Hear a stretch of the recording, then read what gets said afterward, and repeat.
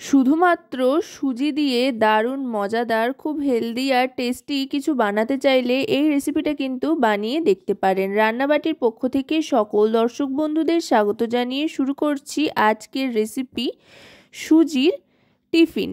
এটার জন্য নিয়ে নিয়েছি 1 বাটি সুজি মিক্সার জারে, তারপর দিয়ে দিচ্ছি পরিমাণ মতো নুন আর চিনিটা একটু বেশি করে দিচ্ছি, বেশ একটু মিষ্টি মিষ্টি হলে ভালো লাগে। আপনারা আপনাদের স্বাদ অনুযায়ী চিনির পরিমাণটা কিন্তু কম বেশি করে নিতে পারেন।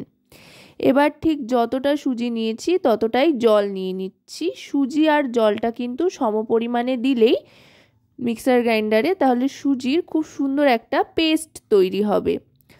আর অবশ্যই কিন্তু এই রেসিপিটা তৈরির জন্য সুজিটাকে মিক্সার গ্রাইন্ডারে একবার পেস্ট করে নিতে হবে, তাহলে কিন্তু দারুণ সুন্দর তৈরি হবে। পেস্ট করে নিয়েছি, এবার একটা মিক্সার বোলের মধ্যে ঢেলে নিচ্ছি। আপাতত এই সুজির ব্যাটারটার মধ্যে কিন্তু আর কোনো কিছু মেশানোর প্রয়োজন নেই। এর ঘনত্বটা কেমন হবে সেটা বুঝে সামান্য একটু জল হয়তো মেশাতে হতে পারে, তা বাদে কিন্তু এতে আর কোনো কিছুই মেশানোর প্রয়োজন নেই। মিক্সার গ্রাইন্ডারটা ধুয়ে একটু জল দিয়ে দিলাম, ব্যাস এইটুকু জলই যথেষ্ট। এবার এটা একটু ভালো করে ফেটিয়ে নিচ্ছি, যেহেতু আবার একটু জল অ্যাড করেছি সেই জন্য। আর ঘনত্বটা দেখুন, এইরকমই ঠিক ঘনত্বটা কিন্তু রাখতে হবে। এবার বেশ কিছু সবজি নিয়ে নিয়েছি, এখানে নিয়ে নিয়েছি গাজর খুব মিহি করে কেটে, আর তার সাথে নিয়ে নিয়েছি পেঁয়াজ কুচি আর কাঁচা লঙ্কা কুচি।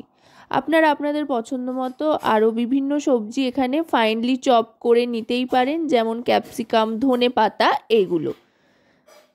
আমি এখানে এই 3টে জিনিসই নিয়েছি, ভালো করে মিশিয়ে নিলাম 3টে। এবার এর মধ্যে মিশিয়ে নিচ্ছি নুন পরিমাণ মতো, আর তার সাথে দিয়ে দিচ্ছি একটু চাট মশলা। এতে বেশ একটা চটপাটা ফ্লেভার আসবে। আপনারা আপনাদের পছন্দ মতো যে কোনো ফ্লেভারের মশলা কিন্তু ব্যবহার করতে পারেন। এবার চাট মশলাটা ভালো করে মিশিয়ে নিচ্ছি, মিশিয়ে এটা এক সাইডে সরিয়ে রাখবো। আপনারা আমচুর পাউডার বা ম্যাগি মশলা বা কিচেন কিং মশলা যেটা খেতে পছন্দ করেন বা যার ফ্লেভার আপনাদের পছন্দ সেটা দিয়ে নিতে পারেন। এবার ফ্রাই প্যানে দিয়ে দিলাম 1 চামচ পরিমাণে সাদা তেল। তেলটা চারিদিকে ভালো করে একটু ছড়িয়ে নিয়ে এবার এই যে সুজির ব্যাটারটা তৈরি করা হয়েছিল সেটা এর মধ্যে 1 হাতা পরিমাণে দিয়ে দেব। আমি মাঝারি সাইজের বানাচ্ছি, আপনারা ছোট বা বড় যেটা করতে সুবিধা হয় সেরকম সাইজের বানিয়ে নেবেন, আপনাদের পছন্দ মতো সাইজটা করে নেবেন। দিয়ে দিলাম 1 হাতা ব্যাটার। এবার গ্যাসের ফ্লেমটা কিন্তু মিডিয়াম টু লোতে রাখতে হবে, আর এর ওপর থেকে যে সবজির মিশ্রণটা তৈরি করে নিয়েছিলাম সেটা দিয়ে দিলাম। চাইলে এই সবজিগুলো একটু সটেও করে নিয়ে আপনারা দিতে পারেন, আবার এভাবে কাঁচাও দিতে পারেন। যেহেতু একদম মিহি করে কেটে নেওয়া হয়েছে তাই সটে করার কিন্তু প্রয়োজন এখানে পড়ে না, এতে করে অনেক তাড়াতাড়ি হয়ে যায় আর তেলও খুব কম লাগে। এবার এটা ঢাকনা চাপা দিয়ে দেব। ঢাকনা চাপা দিয়ে অপেক্ষা করতে হবে ওপরের অংশটা শুকিয়ে আসা পর্যন্ত। তারপর ঢাকনাটা সরিয়ে নিয়ে এপিট ওপিট ভালো করে কিন্তু একটু ভেজে নিতে হবে। যদি প্রয়োজন হয় তো সামান্য তেল দেবেন, আর যদি দেখেন যে তেল ছাড়া হয়ে যাচ্ছে তো আর তেলের প্রয়োজন নেই। আমি আর 1 চামচ মতো তেল এখানে ব্যবহার করেছিলাম। আশা করব রেসিপিটি আপনাদের ভালো লাগবে। যদি রেসিপিটি আপনাদের ভালো লাগে তো অবশ্যই রান্নাবাটি চ্যানেলটিকে সাবস্ক্রাইব করে লাইক, শেয়ার, কমেন্টের মাধ্যমে আমাদের পাশে থাকবেন, আর পাশে থাকা বেল আইকনটি অন করে দেবেন সবার আগে সমস্ত রকম রান্নার নোটিফিকেশন পাওয়ার জন্য।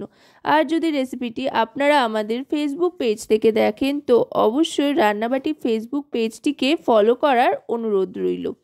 এবার দুটো দিক একটু ভালো করে চেপে চেপে ভেজে নিচ্ছি। বেশ সুন্দর একটা রং চলে এসছে, দেখুন এদিকটাও কিন্তু দেখতে দারুণ লাগছে সবজির দিকটা। আর দেখুন সব সবজিগুলো কিন্তু সুজির সাথে লেগেও গিয়েছে। দেখতে যেমন সুন্দর হয় খেতেও কিন্তু অসাধারণ হয়। ছোট থেকে বড় সকলেরই দারুণ পছন্দ হবে এই রেসিপিটা আশা করি। আর বানানো তো খুবই সহজ, দেখেই নিলেন খুব কম উপকরণে কিন্তু চটজলদি তৈরি হয়ে যায়। এবার টমেটো কেচাপের সাথে সার্ভ করলেই ব্যাস, আর কি চাই শীতের সকালে টিফিনের জন্য। কিংবা বিকেলের মুখরোচক খাবার হিসেবে। তো রেসিপিটি কেমন লাগলো অবশ্যই জানাবেন।